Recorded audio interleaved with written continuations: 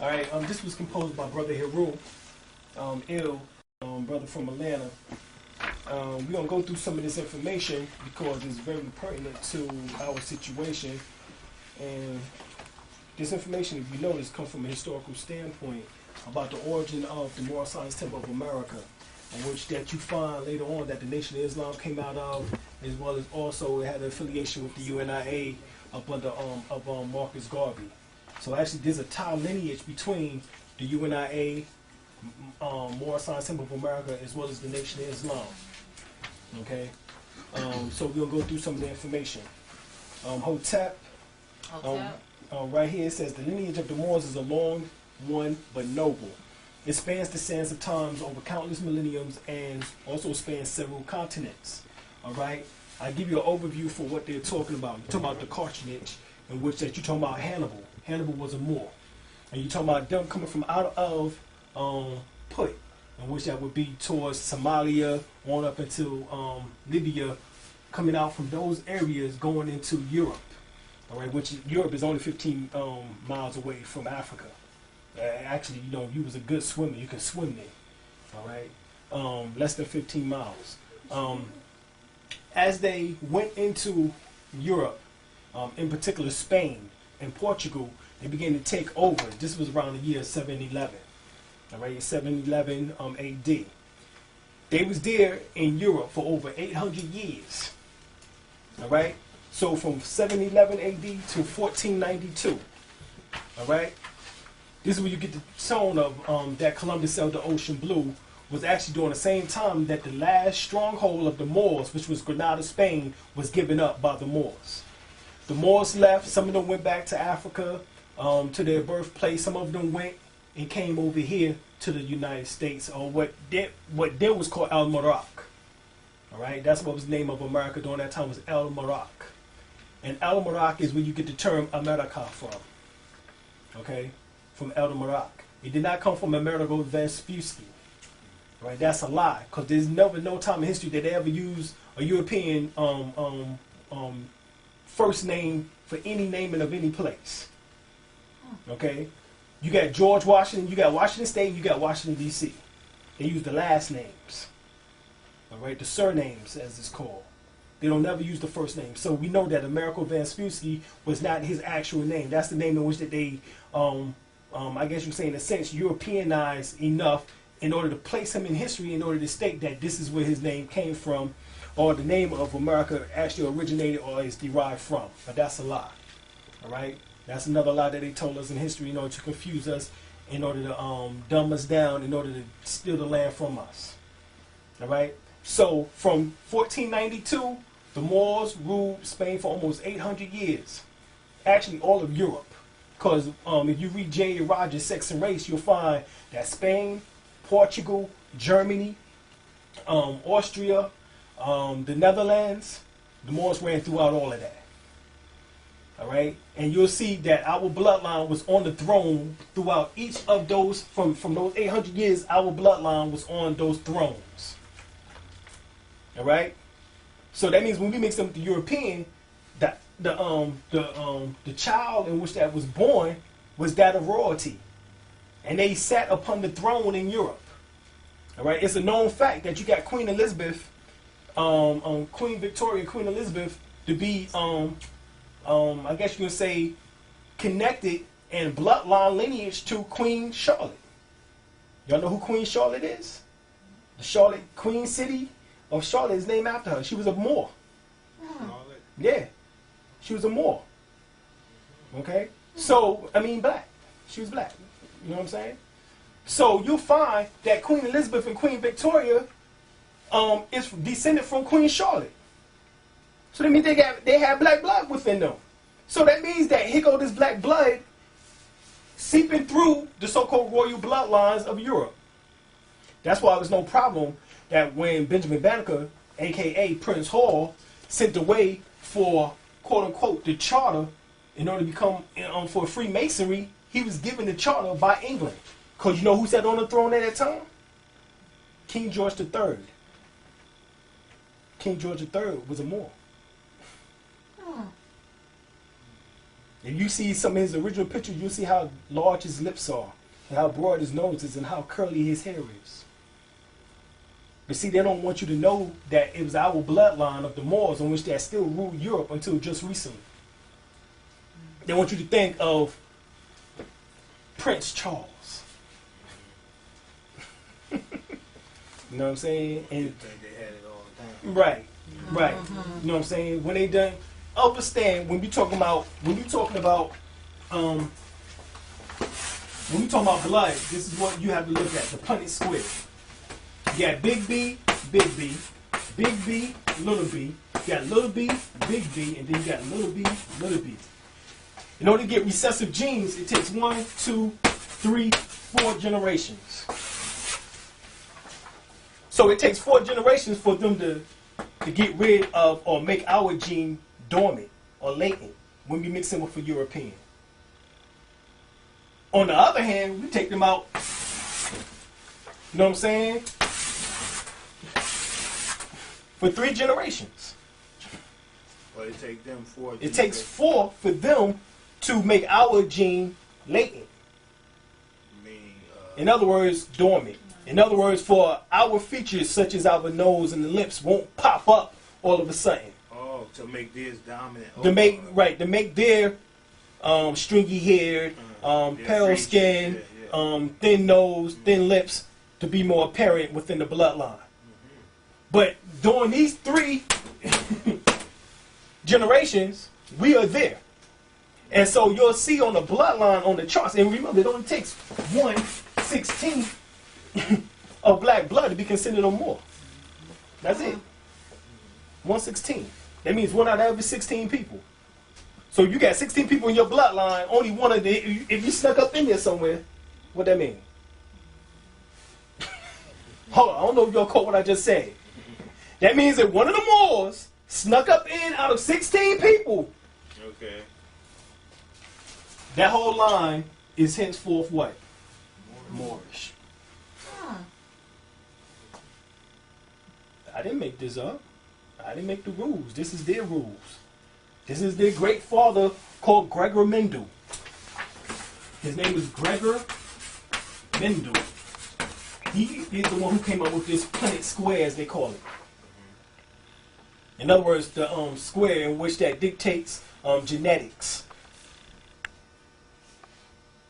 All right, this is what this does. This dictates the genetics. So, Gregor Mendel's, the so-called father, European father of quote-unquote genetics, is the one in which that brought forth this information.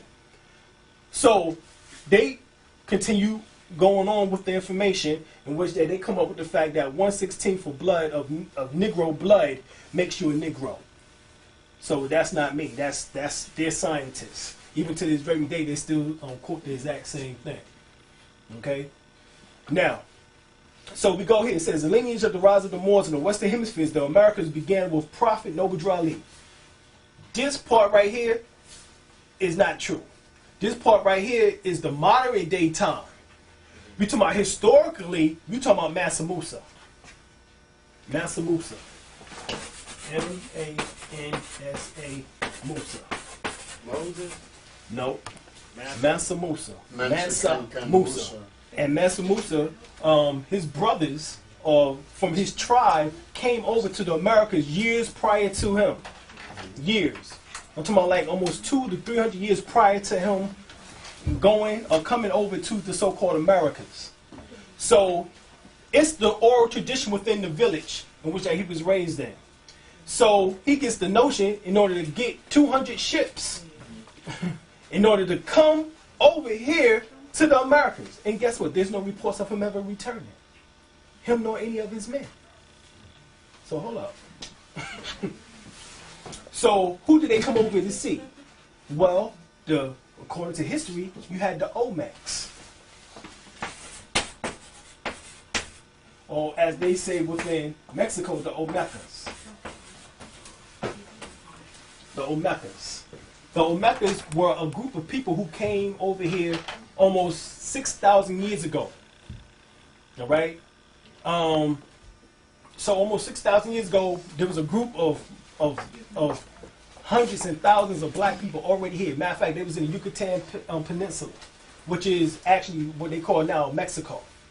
Matter of fact, the term Mexico is where you get the term, you can hear the derivative of the term Olmec. Olmec, where you get Mexico. Olmeca. Olmeca, or Mexico. Mexico. So, now how come they kept the name, and guess what? You come to find out that the Olmecs came out of the Yucatan Valley Peninsula on up into the so-called states, as we now call it, or territories of the so-called U.S. And they situated themselves in the South. Louisiana, Alabama, Mississippi, Arkansas, Florida, South Carolina, North Carolina, Virginia, Delaware. Delaware, yeah. And it was known as the Nanacoats, known as the Washita, known as the Blackfoot, known as the Tar Heels, known as the Choctaw, known as the Cherokee, known as the Chickasaw, all these various names. But that was the Olmecs and their descendancy. So that's why when you read certain books in history, you'll find out that even white folks will have to concur that it was once said that the blacks ruled the South. Okay? So this is no joke. This is why Andrew Jackson was called to become a general in order to remove the black people that was here in North Carolina, in which it was called at that time Cherokee, to travel 1,500 miles, well, not even, well, 915 until about 1,000, 1,200 miles across from North Carolina, over the mountains of Tennessee, Appalachian Mountains, on across into where? Oklahoma and Kansas. Years later, once again, like we said on the previous tapes, you find Black Wall Street. So they become, all of a sudden, these so-called people who came from North Carolina started to put together what they call Black Wall Street. How the heck was they called in North Carolina? Cherokee, but here it is in Oklahoma, they black. They keep changing up the names on y'all so that y'all won't know your identity, your morals. The word Indian comes from the word Indos. The word Indian comes from the word Indos. The word Indos means God's people.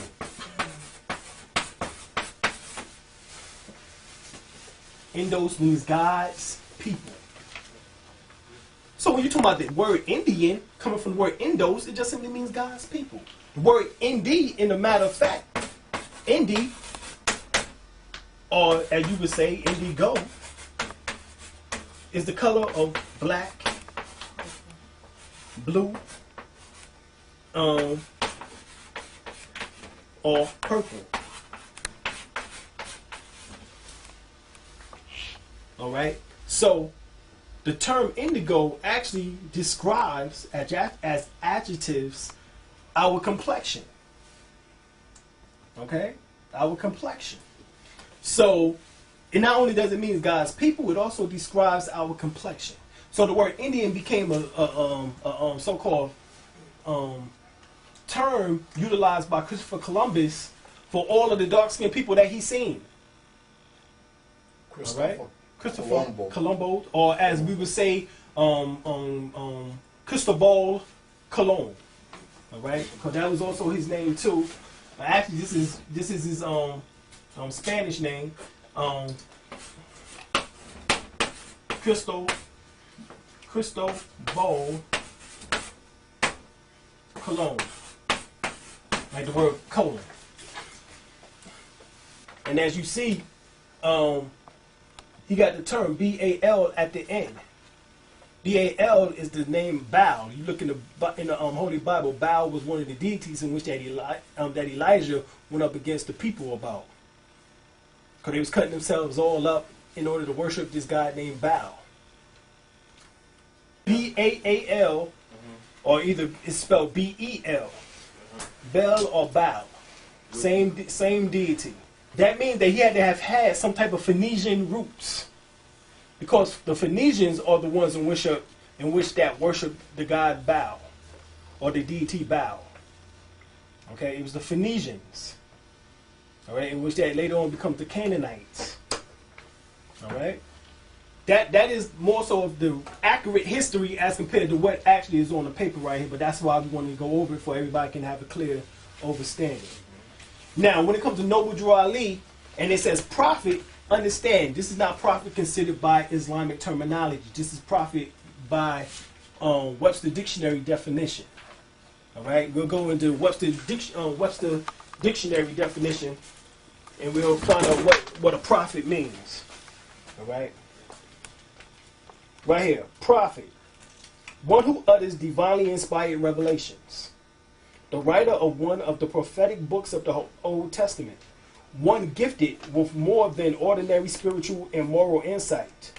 Once again, one gifted with more than ordinary spiritual and moral insight. Well, if you go to 1 Corinthians, the 12th chapter, it specifically speaks of the gifts in which that you will be given once you raise yourself to Christ. All right, Christ is symbolic to nothing more than your crown chakra or your higher self. Once you come back in communion with the God within you. All right. Once that happens, you receive these inspirations, these visions, these miracles, these gifts of healing, these interpretations of tongues, these speaking in various tongues or languages that you never was taught before or prior to. And also the gift of faith, the gift of knowledge, of wisdom, of understanding. You receive all of these things. Okay? So this is the science.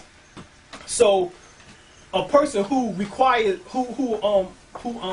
acquires these gifts is considered a prophet by Webster's dictionary terminology, not by Islamic definition in the terms of what would be called a nabi. The word is naba, a nabi.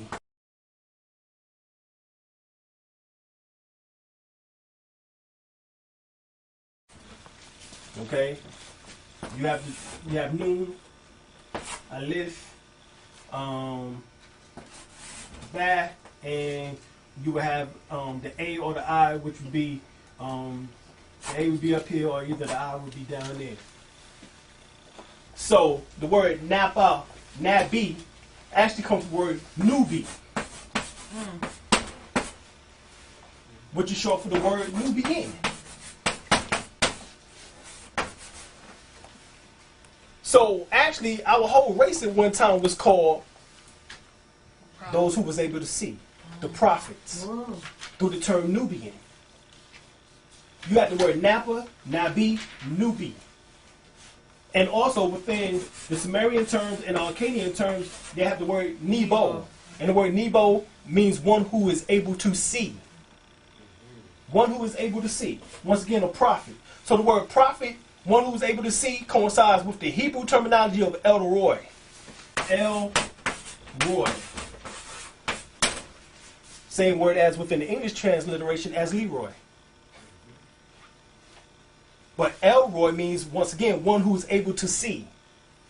The definition or terminology of a prophet. Okay? So once you raise yourself up to the third eye, you are able to what? See. Beyond the veils of the material plane. The material plane is what keeps you within the thinking process or the perception that this is all physical. And that everything that you see, touch, taste, smell, and hear is real. Because you think you can touch it, smell it, sense it, see it, hear it, or taste it. But, once again, as you already told y'all on many occasions,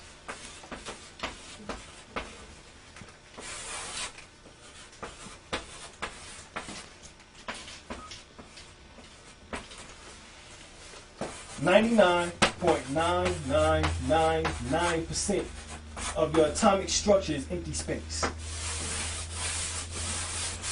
that's why Isa, Prophet Isa said that there's a people who got eyes but they can't see. But they can't see. Exactly. Yeah. Okay. But in the scriptures, it tells you in the book of Matthew, the 6th chapter, the 22nd verse, it specifically tells you that if thy eye be single, then thy whole body will be filled with light.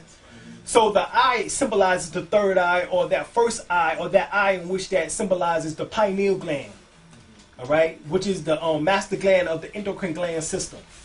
You have 7 ductless glands: your pineal gland, pituitary gland, your thyroid glands, which is also connected with your parathyroid glands, your thymus gland, your spleen, also your adrenal glands. Is that connection is there, as well as also the within males, the prostate, and the testes. Within the woman, the uterus, and what they call, quote unquote, the ovaries.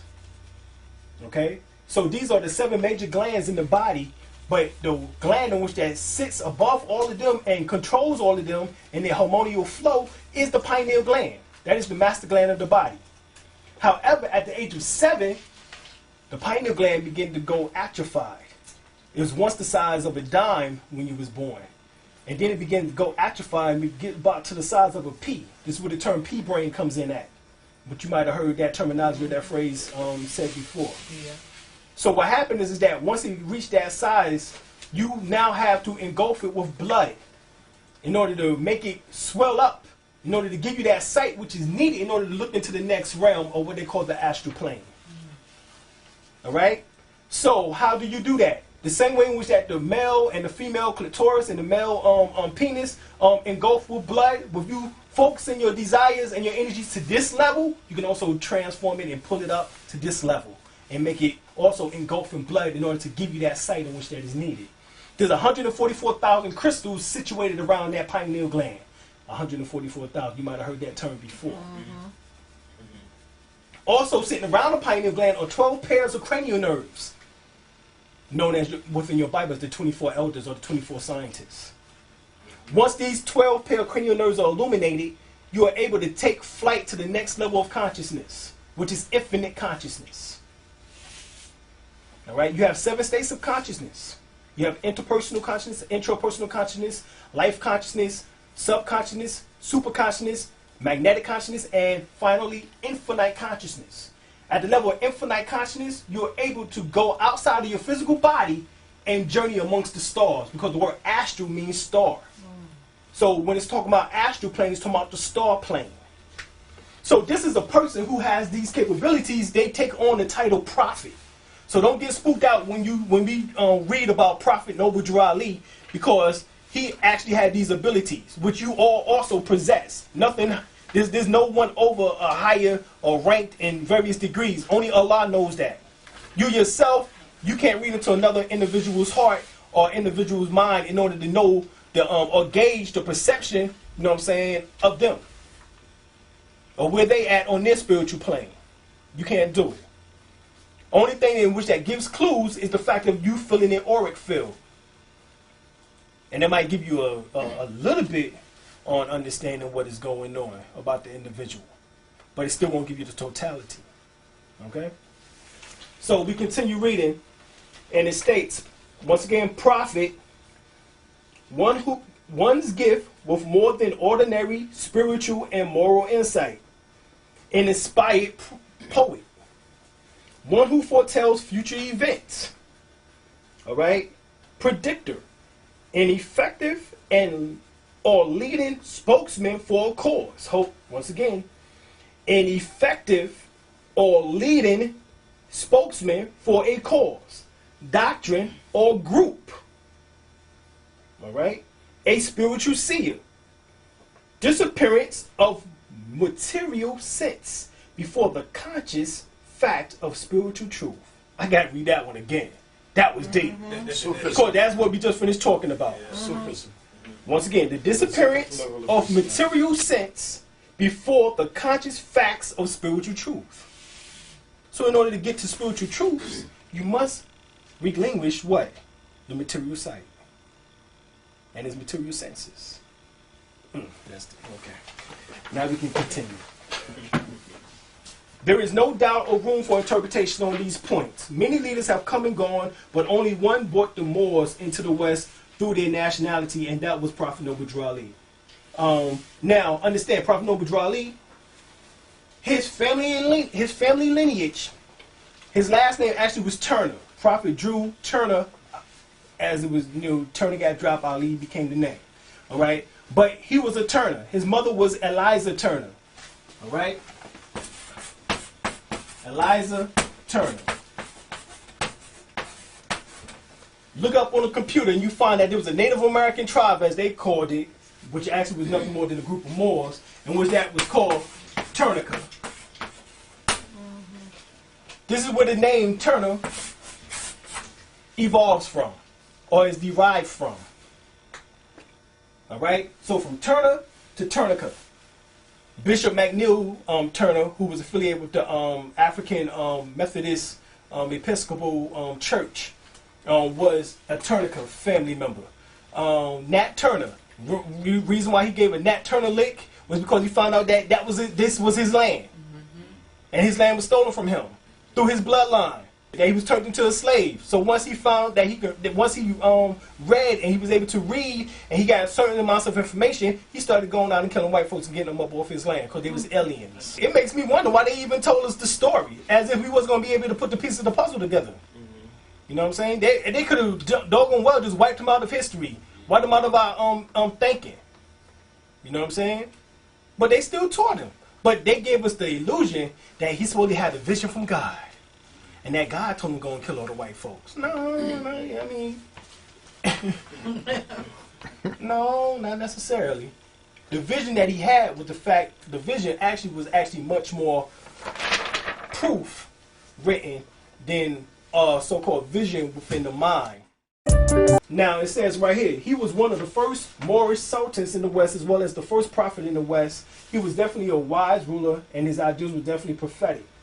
We're going to the prophecies in which he set aside a little bit later on. All right, this letter is being written in order to inform more students of the Bureau of Sovereign Moorish Nationals under protection of the Neshisu clan of Moors regarding the line of the descent of Moors in the West. This is what we're concerned about the line of the descent of the Moors here in the West.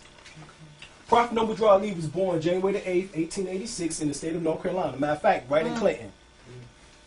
On what is called the Chohari. In Clinton? Yep. Chohari. Or Chohari, which is a group of Cherokee. The Chohari has a reservation there in Clinton that he was born on. They refer to the Chohari as a group of Cherokee, or one of the remnants of the Cherokee families in which that remained here in North Carolina while the rest of their brothers and sisters got ushered off into Kansas and Oklahoma. Okay? Under the chattel name of Timothy Drew. Very little is known of his parentage. They don't know, I'll tell you. I just told you his mother name was Eliza Turner. His father name was John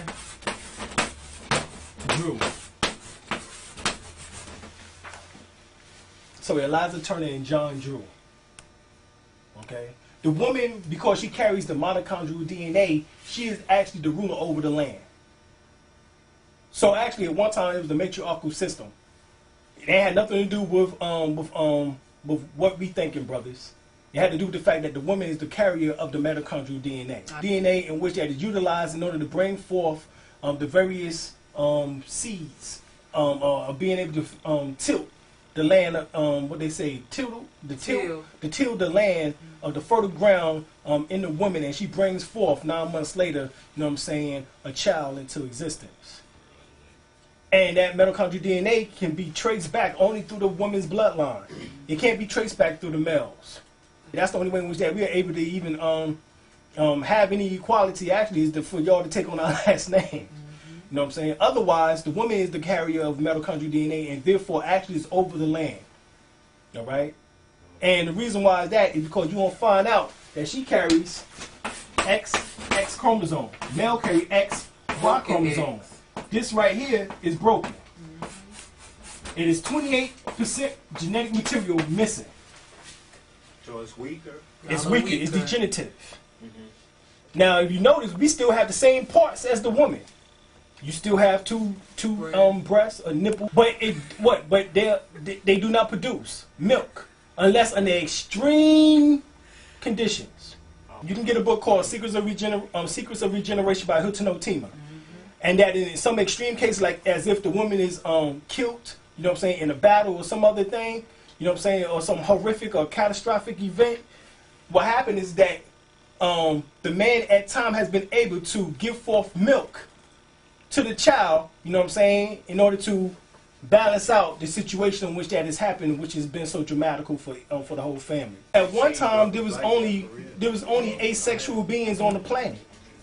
As we came down from our ethereal forms, that means our light forms, we came down as androgynous beings. androgynous beings that that you have beings who possess both sexes. Nowadays, you have a degenerative form in which that you would call a hermaphrodite or hermaphrodite. A hermaphrodite is the masculine is the one with the masculine tendencies, and hermaphrodite is one with the feminine tendencies. In other words, they have both genders, both genitals. All right, but one is over the other one.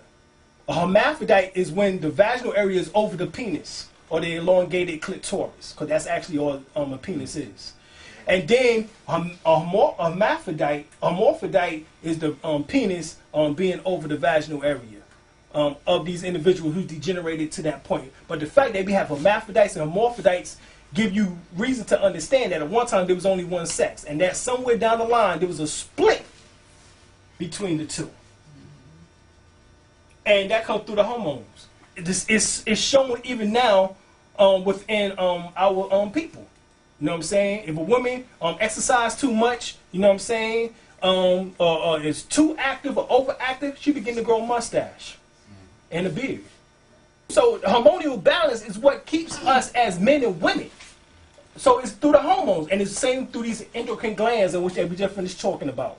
From the pineal gland down to the ovaries, or from the pineal gland down to the testes. That's the science. So this 28% genetic material in which that was removed, it's still there, but it's called junk DNA. So the males have more junk DNA than the females. In other words, we have more leftover genetic material in our bodies than the female. All right, once again, the testes is nothing but fallen ovaries. That's it. The vas deferens, which are the tubes in which that is connected from the testes up into the prostate gland, and same as the fallopian tubes. All right, the penis is nothing but elongated clitoris. All right, the G spot, as they call it, is nothing more within the males as a perineum. When the child come out the womb, you know what I'm saying? Sometimes the testes stay up inside, just like the ovaries, until after a few days or weeks, it finally descends. And they tell you that it descends. You get it? The fall of man. The word testes means man. You see? That's the fall of man. Is your testes falling, descending down? So this is all mathematically, scientifically, and biblically, and Quranically proven. So you're saying one time, though, that the man was inside the woman and the woman was inside the man. Yeah. Exactly. As one. Yeah. And there was a split in which that occurred due to also to what they call the pole shift in the frequencies of the sun, and also due to the tilting of the earth off his axis. At one time the earth was at 90 degrees. But it had so many meteorites and asteroids that hit it that it actually made the earth begin to tilt. And now the Earth is at 23.5 degrees. So with that frequency changes of the planet Earth on its tilt in orbit is what caused the splitting of the two. Everybody to be right. This affected the gravitational pull effect, what they call centrifugal and centrifugal force, push and pull. This same centrifugal and centrifugal force is what holds our 76 trillion cells together. All right, even to this day. But when that frequency was changed between the push and pull frequency, because it's not equal any longer, is what caused the split between male and female. And then it even says in Genesis the 5th chapter that he named their names Adam. He said he produced male and female, and he named their names Adam. So they both Adam. The Adam which that you're thinking about, and which that you were thinking the terminology of a man, is not a man. It's talking about the atomic structure of the woman. The atom. The atom.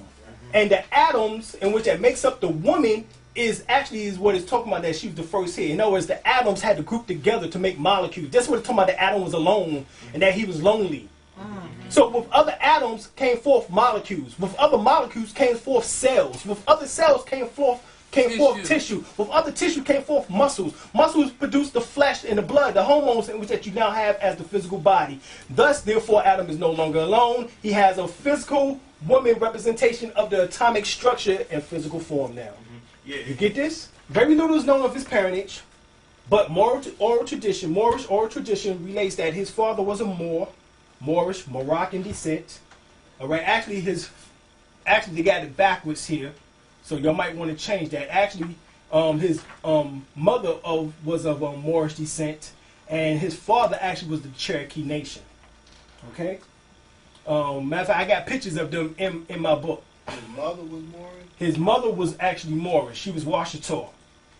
She was Washita, a Washita Moor. His father, John Drew, actually was a Cherokee. All right, full-blooded Cherokee from right here out of North Carolina, down in near the Chitharee, right there in Clinton.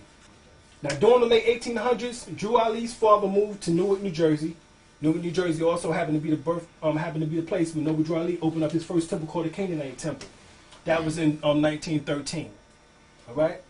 Moorish oral tradition also has it that Drew Ali's family was educated by a Moorish Sufi, a Muslim Sufi, or mystic by the name of Jamal al-Din al-Afghani, who was also known as a master adept, or Huja in Arabic. Afghani also had a disciple by the name of Muhammad Abdullah. Now, what was deep about this is that you had Afghani to also have an influence upon certain Rosicrucian members in which that form in certain societies, in which that one society that you might know of, heard of, called the Theosophical Society. He also taught Madame Blavatsky. Okay?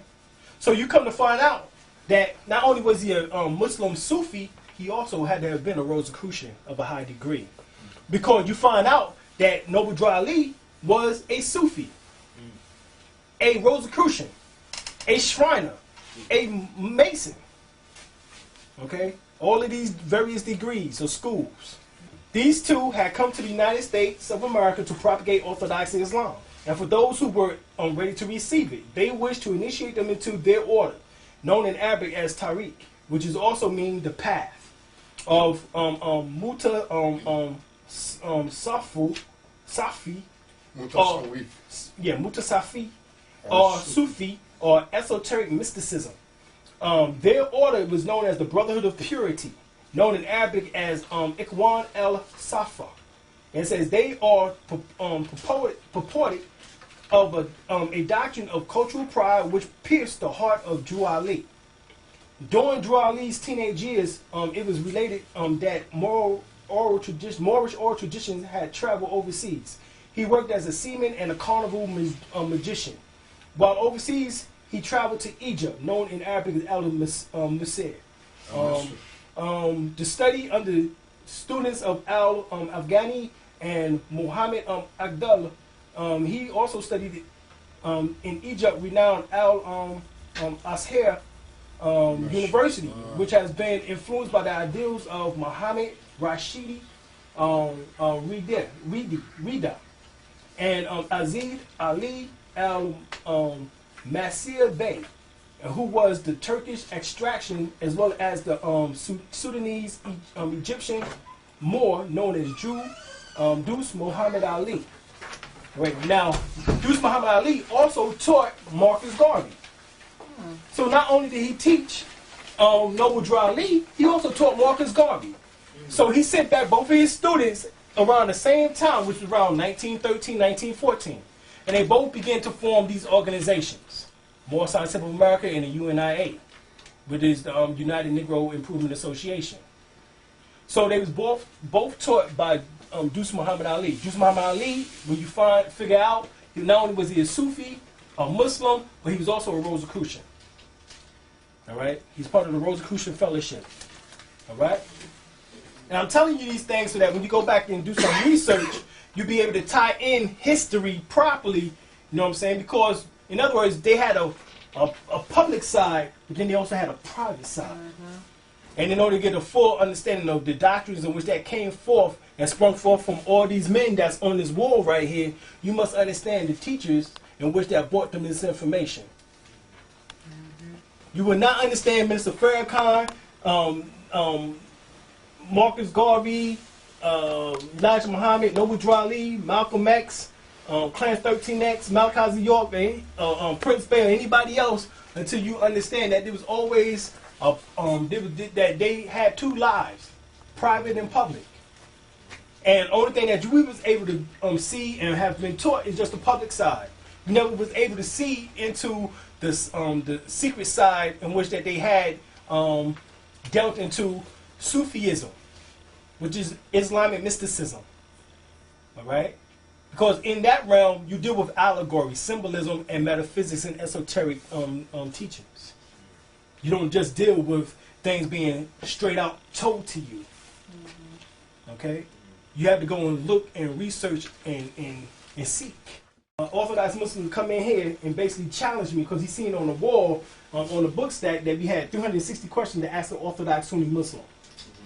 So he looked at it, he looked at it, my wife was here, and he just looking at it, you know, and that. You know, he put it back up. So then he had nerves to question me. So I broke out the Quran. Bam! I said, hold on, what does this say? It's in Iqra, you know what I'm saying, which is the 4th chapter. The family, right here, it's right here. It says, that for those who attempt to pervert the scriptures of this book, of the Quran, I, Allah, will harden their hearts. But for those who seek after me in knowledge, I will reveal those passages which are allegorical to them. I said, hold on, let's go to Webster Dictionary. What does the word allegory mean? Because some of these parts, because it continues saying that's because some of these parts are literal, but other portions of it is allegorical. So I said, well, let's go to the. Maybe I'm wrong. Maybe I can't read too well. But you know what I'm saying? But let's go to it. So we looked up the word allegory. Right here. Allegorical. Of or related to allegory. Having hidden spiritual meanings. Transcending the literal sense of a sacred text. I was like, hold on, let's read this again, bro. You know what I'm saying? Once again. Having hidden spiritual meanings transcending the literal sense of a sacred text. Let's go to allegory. Allegory. It says right here, the expression by meaning of symbolic fictional figures. Oh, wait. Let's read that one more time, bro. The expression by meanings of symbolic fictitious figures and actions of truth or generalizations about human conduct or experience. In instance of expression, a symbolic representation, an emblem. So right here, it says that it's what? Fictitious what? Figures. Now, bro, I mean, do I need to look up the word fictitious? Don't run for me because I can read. Don't run because I can read. You know what I'm saying? I thought you should be happy that a black person can read. You know, we've been so illiterate so for so long. You think I was gonna be able to go and search? You know what I'm saying, in the Quran, what these actual things mean? But yet you think you can just bring it over here and just give it to me in your Arabized way of life? I can't be an Arab. I'm African. I'm a Moor. You know what I'm saying? You leave that Arab tradition nonsense in your culture, in your home. Otherwise you wouldn't be here. Why you here? You in America, bro. Al-Marak. Okay? You here in El-Mexico. You here in Aslan. You here in my world now. And in my world, I'm African, and we here teaching the truth. You leave that Arab tradition stuff over there with them. They come over here and sell you pork, cigarettes, and wine and liquor. They tell it. And be happy. Right, and then be happy. And then talking about when you come up in there with your kufi on, Assalamu alaikum, brother. Come on. And was also Garvey's source for the red, black, and green flag he used as the standard, which the Sudanese flag at the time was black, red, and green. Right, Drew Ali arrived back in this. In other words, this flag right here. This is the flag of Marcus Garvey from out of the Sudan via Deuce Muhammad Ali. All right. So you know that's why they don't want this flag flying anywhere. Okay, because if you go back and do some research, Al-Marak, which is Morocco. At one time, all of Africa was named Sudan. The word Sudan means the land of the two blacks. The word Sudan. The land is Sudan. Right. The land of the blacks. The land of the blacks. So the word Sudan and the word Saudi actually is the same word. It means black. So Saudi Arabia means the black nomads. That's what the word Saudi Arabia means. The black nomads. Because the word Arabi or Arabia means nomadic people, those who move from place to place. The same word as Hebrew. Yeah. Same word as Hebrew. It comes from the word Eber within Hebrew in Arabic. Eber. I-R or either E-B-E-R. Hebrew and Arabic both tells that the word Eber means those who move from place to place, nomadic people. So this is the trick that they've been trying to do, as if, oh, but you're still using the same name. Yeah, just like you said, the Turkish came in, but yeah, it's still named Saudi Arabia. You know what I'm saying? The land of the blacks who moved. You know what I'm saying? Or nomadic blacks. It said Drew Ali arrived back in America in 1913 and formed the Canaanite Temple in Newark, New Jersey. Some of the contemporary teachers and leaders of that time of the Moorish community were Marcus Garvey, who were taught nationalism, Pan-Africanism, and Hebrew philosophy by Arnold Joshua Ford. Now, this Ford is said to have been also the same Ford in which that becomes Master Farad Muhammad. Okay, or who was known as, quote unquote, Douglas or Dodd Ford or David Ford. All right. All right. Now, this is something that's they still talk about this to this day. And Rabbi Whitworth, Arthur Matthew, who taught our people that they was Ethiopian Hebrews. It is because of these two doctrines that was common at the time that Drew Ali taught the Moors that we was not Negro, colored, black, or Ethiopian. You got to understand what the term Ethiopian means. It's a Greek word in which that comes the word Egypto, or Egypto, which means basically burnt faces. All right, the burnt faces. All right, but it's a Greek word. So this is not the original name in which they called themselves either. This is the name in which that was placed upon them by the Greek civilization. All right. At the time, you had the original Hebrews who was called the Philistines. All right.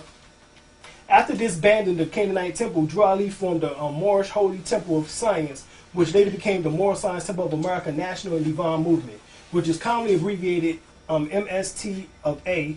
Or MSTOA became centralized in Chicago, Illinois, where the prophet's ideas of incorporation was more suitable. Newark, New Jersey didn't allow for a society or adoption as did Chicago regarding incorporation. The concept of adoption allowed Drew Ali to become the father of the Moorish Americans in America, thereby giving him the right to name his children. Thus, he reinstituted the ancient Moorish practice of affixing Ali, EL-Bey to the surname, making the name inherently Moorish. Right? The other names is Al, Day, Dun, in which that Nation Islam brings later, which is Shabazz and Muhammad.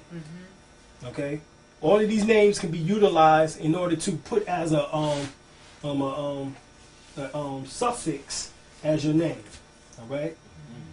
It says students of the Prophet was Elijah Muhammad, Abdul Wali Farad Muhammad, who was Master Farad Muhammad, Father Divine, Sweet Daddy Grace, and the Honorable Marcus Garvey were colleagues and contemporaries or of Marcus Garvey. In fact, many would say Garvey's nationalistic ideas influenced Drew Ali, since Drew Ali organization began as the Holy Moorish Holy Temple of Science, and later became the Moorish Science Temple of America. National and divine movement. National infers nationalism or cultural pride. The holy text of Drew Ali's group was the Holy Quran Circle 7, which we'll be going into sooner than later. All right, which was a text in which that was more, of a compilation than an actual scripture. It has no connection to the Holy Quran of the Orthodox Islamic world. It is a compilation of the prophet's own words, along with excerpts from the Aquarian Gospel of Jesus Christ, authored by Eliphas Levi Downs, who was born Alfonso Lee L. Countess. Now understand, this here too is somewhat a misrepresentation, because actually Alfonso Downs, who is known actually Alfonso Countess, he actually was a Rosicrucian. And he got his same information from the same place that another Rosicrucian, who was Drew Ali, got his information from. The text of the book was called Unto Thee I Grant. Or Grant Unto Thee. Grant Unto Thee. Alright? Either is one of the two. But the name of the book is called Infinite Wisdom. And this is the book in which that they got the 18 missing years of Jesus Christ from. All right, I don't know if in the Bible it tells you that at the age of 12, he had to go be about his father's business, and then you don't hear nothing else after he taught in the temple until he's 30 years old and he shows up again. So those 18 missing years is found in the Aquarian Gospel of Jesus Christ, is found in the Holy Quran, Circle 7, and is found in Unto Thee I Grant, which is called the Infinite Wisdom of the Rosicrucians. And this is where these two books actually come from. This by no means subtracts any worth from the Quran Circle 7, because the excerpts chosen by the Prophet promote spiritual harmony as well as the missing years of Jesus, who should be known as Yahshua ben Maryam or Sananda. Right? Some more of the Prophet's writings were the Quran question for Moorish Americans. This is where we go into this at. Let's pull those out. Those are the 101 words that you have. This is the so-called 101 questioning and answering for the Moorish Americans. All right. Here go the Moorish prayer, which is Allah, the Father of the universe, the Father of love, truth, peace, freedom, and justice. Allah is my protector, my guide, and my savior by night and by day, through His holy prophet, Drew Ali. Amen. All right. This is often said in the temple. Since you asked the question about the prayer, this is usually what is said. But this is the Quran question for Moorish children. It says, who made you? Allah. Who is Allah? Allah is the Father of the universe. Also, Allah is the Mother of the universe also. And it says, can we see Him? No.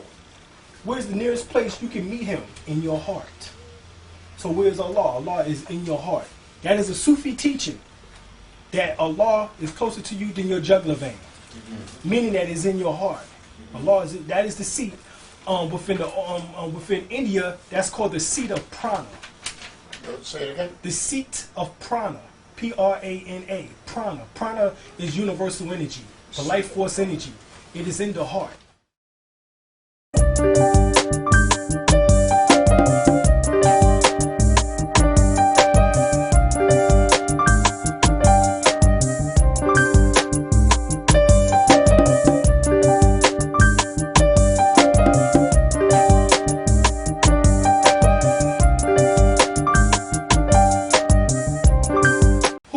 Ali. He is Allah's prophet. What is a prophet? Check this out. A prophet is a thought of Allah manifested in flesh.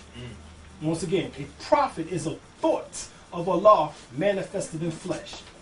What is the duty of a prophet? To save nations from the wrath of God, or from the wrath of Allah. Who is the founder of the Moorish Science Temple of America? Noble Drew Ali. What year was the Moorish Science Temple of America founded? 1913. Where? Newark, New Jersey. Who was Noble Drew Ali? Where was Noble Drew Ali born? In the state of North Carolina, 1886. What is his nationality? Moorish American. What is your nationality? Moorish American. Why are we Moorish Americans? Because we are descendants of Moroccans and born in America. For what purpose was the Moorish Science Temple of America found? For the upliftment of fallen humanity. How did the Prophet begin to uplift the Moorish Americans? By teaching them to be themselves. What is our religion? Islamism. Hold, that's the key. Islamism. Ism means the recognition or the identification or the worship of. Because ism, that's what ism means. So it's the recognition of Islam, the recognition of peace, the acknowledgement of peace. All right? In other words, the worship of peace. All right? The scriptures say, blessed are the children of God, for they shall be called, blessed are the peacemakers, for they shall be called the children of God. The word peacemaker in the Bible, in the Beatitudes, basically means Muslim. When you take it from the Hebrew and from the Arabic transliteration of the word peacemaker, it means Muslim. And matter of fact, the greetings within Hebrew is basically no different than the greeting within Arabic. Muslims say assalamu, right? Bingo. Muslims say assalamu alaikum. Well, Hebrews say shalom alaikum, or shalom alaikum, or el shalom alaikum. So it's basically the same. It's just like a Jamaican coming here, you can understand what he's saying. Jung blue clock, you know what I'm saying? You know what I'm saying? You can hear, you know what I'm saying? You know what I'm saying? What, you know what I'm saying? You can feel him and hear phonetically certain words in which that correlates to yours. but you might not know what blood clot mean. You know what I'm saying? It's like the curse word that we have here. But you wouldn't know. But you wouldn't. You know what I'm saying? But you wouldn't know what. But you can figure out by the way that he's saying it. Blood clot. You know what I'm saying? He man. Whatever this blood clot is, he mad as hell about it. So that's the difference between Arabic and Hebrew. Slight difference, but you can get the overall meaning. How you think the Palestinians and the Jews can actually have a conversation with each other? It's that close. All right. So that's later on. We're going to Arabic and Hebrew and start speaking the languages so that we can get a better understanding of the scriptures itself. All right. Right here we go down here. It says, "Is it a new or is it an old time religion?" It says old time religion.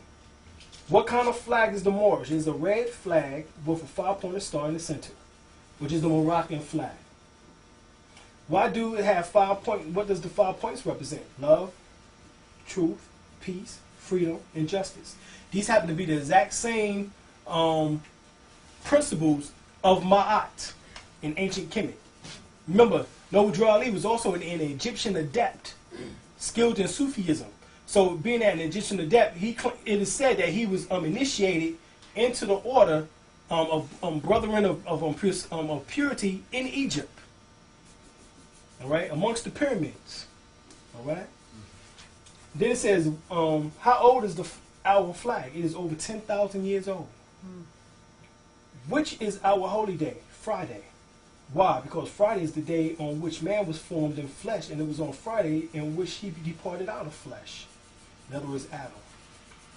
It says, who was Jesus? He was a prophet of Allah. Where was he born? In Bethlehem of Judea, in the house of David. Who were his father and mother? Joseph and Mary. Now, you got to understand, as we know, Joseph was his not biological father. Supposedly it was through immaculate conception. All right? It was that Jesus was supposed to have been born. Now, you go back on the walls of ancient Kemet, you'll find the same story being told. You'll find the god Tahuti, who is Geb, taking an Ankh and putting up under Isis or Aset's nose, who symbolizes Mary. And Geb or Tahuti himself symbolizing the angel Gabriel.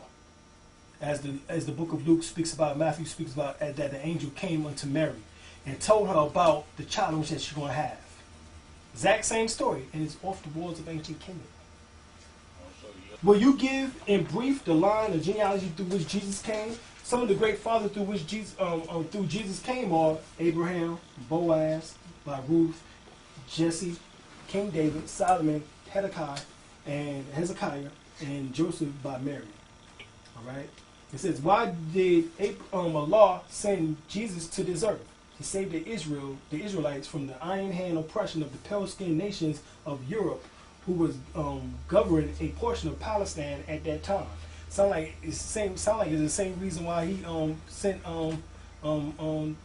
certain prophets to us here in the Americas. How long has this been? About 2,000 years ago. What was the nationality of Ruth? Ruth was a Moabitess. What is the modern name for Moabitess? A Moroccan. What is the Moroccan Empire? Northwest of Mexium. What is the modern name for Mexium? Africa. What is the title given to our ruler in Morocco? Sultan. Where did you get the name Jesus? From the East. Where did you get, what does the name Jesus mean? Jesus means justice. Did the angel give to the child that was called Jesus a holy name? Yes, but it is not to be used by those who are slaves to sing. Of course, that is Emmanuel. And the word Emmanuel means God is in us, or God is with us. If you are sinful, then God is not with you, not in you. But when you attempt to become born again, God attempts to what? Put himself within your heart, within your mind, making you what? As Jesus would tell Mary Magdalene to go forth and sin no more. Okay? And then it goes on and it says, what is an angel? An angel is a thought of Allah manifested in human flesh. What are the angels used for? To carry messages from the four corners of the world to all nations. What is our prophet to us? He is an angel of Allah who is sent to bring us the everlasting gospel of Allah. What is the everlasting gospel? It is the saving power that came from Allah through our ancient fathers by his prophet. What is the covenant of the great God Allah? Honor thy father and thy mother, that their days may be long upon the earth land, which the Lord thy God Allah has given thee. At what age did Jesus begin to preach? At the age of 12. Where did he teach? India, Africa, and Europe. How long did he teach? 18 years. How did Jesus say that he would make you free? Through the truth, basically. What is the truth? The truth is art. What is art? Art is Allah. Can truth be changed? Truth cannot be changed or pass away. What other name do you give to truth? The holy breath. All right? I don't know this. That's a key right there on how Jesus was able to blow his breath upon his disciples and give them and inspire them with the Holy Spirit.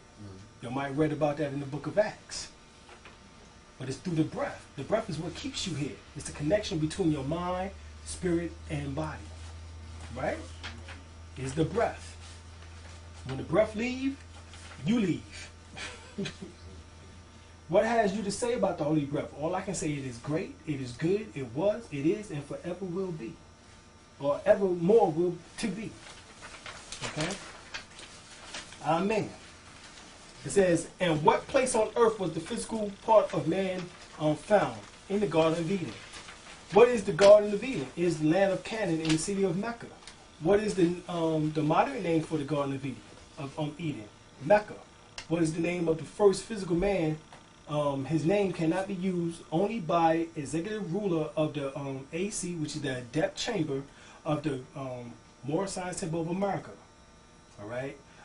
This here, it says, what is the name of the first physical man? His name cannot be used. All right, that's what it says. It cannot be used. Why not? Let's see. In the Kabbalah, it tells you about Adam Kadmon, who is known as the heavenly man. Adam Kadmon symbolizes the same Adam in which that you would read in the Holy Quran, in which that was in heaven along with Eve before the casting out by Iblis from Allah.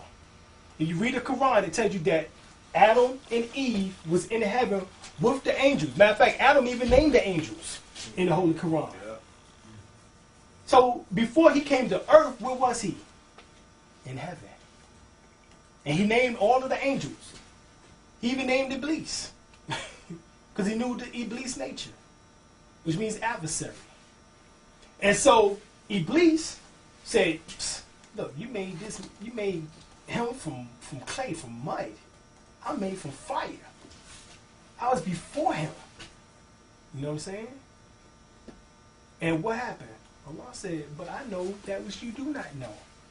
So Iblis said, oh, you gonna call the angel said, you gonna create a man, a flesh being, a human being, in which that's gonna cause bloodshed and mischief? And once again, Allah said, I know that which that you do not know. And then Allah just got us and said, all of y'all get the hell.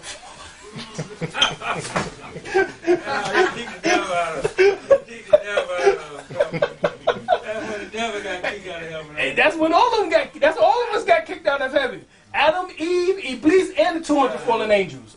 Everybody got kicked out. How many fallen angels? 200. It was 200 fallen angels. According to the book of Enoch, it was 200 fallen angels. And the fact that it came, and the fact that we fell down from heaven to earth indicates what? That we came through the filaments, or the firmament, excuse me, in which that symbolized air. So you're talking about the 4 elements, in which the 4 elements combined becomes ether. And basically what it's saying overall is that the 200 fallen angels symbolizes the 200 bones in your body. Iblis, which is fire, symbolizes that which gives you the temperature of 98.6 degrees your entire life. We have or higher. within us. Bingo. Yeah. Adam is the flesh. That's why he made from black mud, because it symbolizes your melanin and the flesh of your skin. Eve symbolizes the evolution process. Do you get it? Eve symbolizes the evolution process coming from Adam, molecules, cells. Remember we said that earlier. So you have all of those. You are the physical manifestation of everything which that took place in heaven in physical form right now. You have approximately 200 bones in your body, which are the most dense portion of you. In astrology, guess what they say? They said that the 200 bones or your skeleton structure is influenced by Saturn. The word Satan comes from the word Saturn, which is the so-called black planet. So when you talk about Satan, you actually talking about a portion of yourself, the most dense portion of yourself. That's how come you seek refuge. Bingo. Al-Udu billahi min shaitan el-rajim. Yep. I seek refuge from Satan the curse. Yeah, before you read the Quran. Right. Only one there is you. Bingo. I seek refuge in Allah, and if Allah dwells within your heart, I seek refuge in the heart, which is supposed to be the lightest part of yourself. Your heart's supposed to be light. It's not supposed to carry guilt. If you notice on the walls of ancient Kemet, they weighed the heart against what? A feather. And if the heart weighed more than a feather, then you have to incarnate again. If the heart was lighter than a feather, then you went off into bliss. So that's the key. So the heart is supposed to be the essence of Allah. It's supposed to be light. You know what I'm saying? Lighter than a feather. All right? And that's the key. Who are Adam and Eve? It says they are the mothers and fathers of human family. Asiatics and Europeans. Where did they go? They went into Asia. Who is guarding the holy city of Mecca today to keep unbelievers away? Angels. Now understand what this means. Mecca is not just a city in which that you find on the earth there in Saudi Arabia. Mecca symbolizes the mind, the brain. And you have two angels, or better yet, within the Old Testament, it told you about two angels in which they guarded the Garden of Eden. They was called the cherubims. And they had flaming swords, remember? Well, hold up. The word cherubim is the exact same as the two areas in your brain in which that was called what? Cerebellum. Bingo. Or cerebrums. And guess what? You have two cerebrums. Same as the two angels that guarded the city of Mecca. Or the Garden of Eden, as it's called. And the portion that sits in the center of the brain is called your pineal gland. Go to the Old Testament, and you will find that Jacob wrestled with the angel. Remember that? Yeah. And that he named the land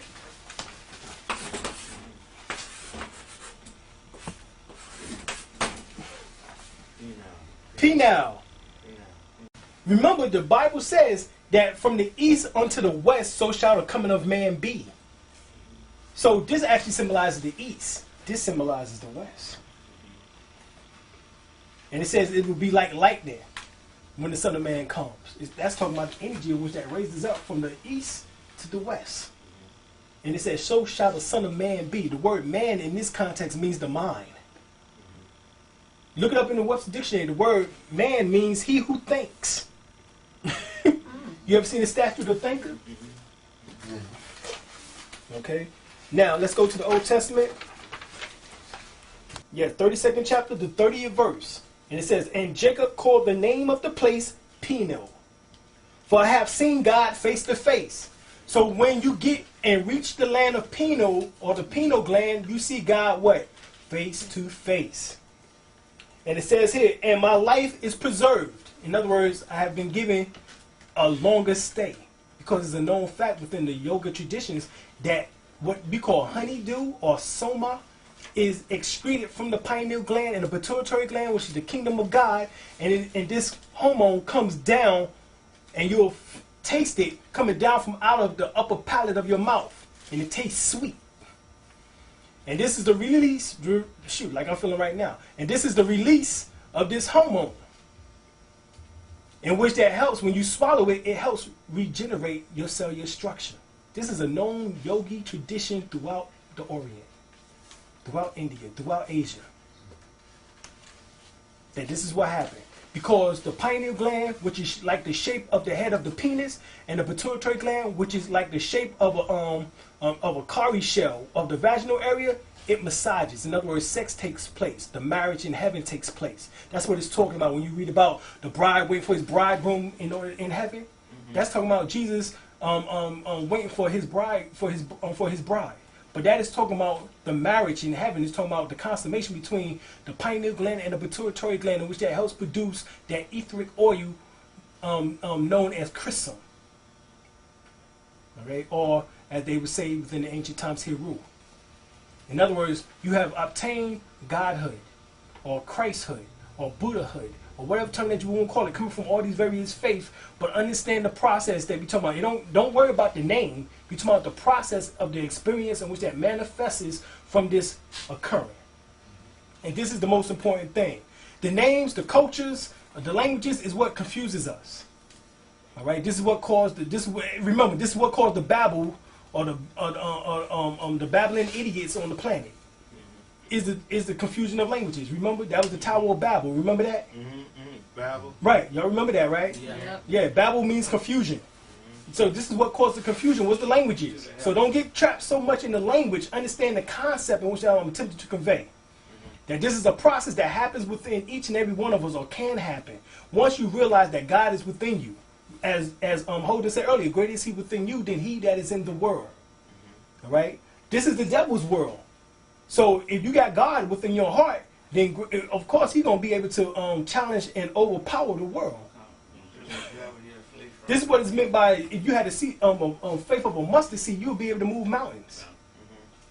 Any barrier. You know what I'm saying? You see the outside environment as a barrier? And this is where we all have to come to the conclusion of. This is where we all must master the science of the flesh, the spirit over the flesh, mind over matter. Okay?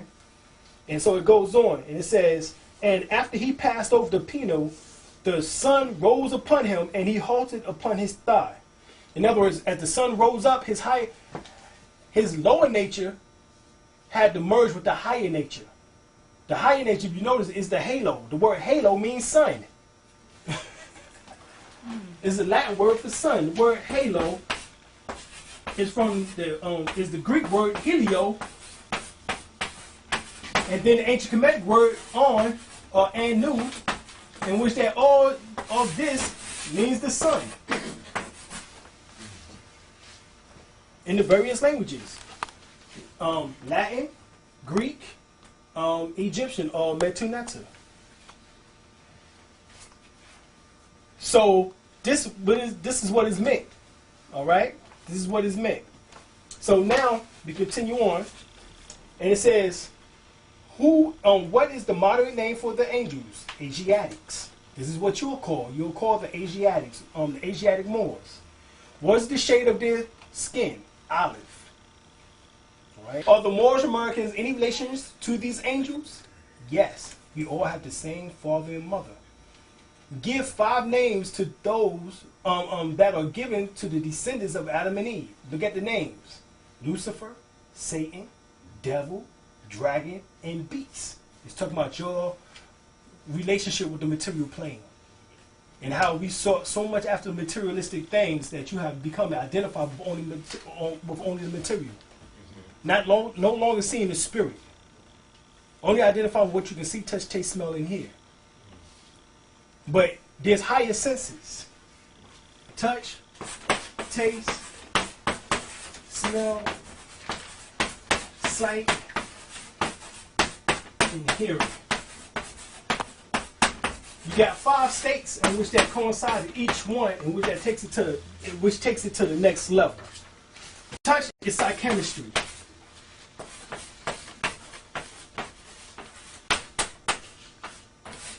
Psychchemistry. I'm going to go through each one after I finish writing it down. Taste is called clear sentience. Next is smell. Oh, excuse me, I'm sorry. Justice. Clear sentience. Clear voyance. And clear audience.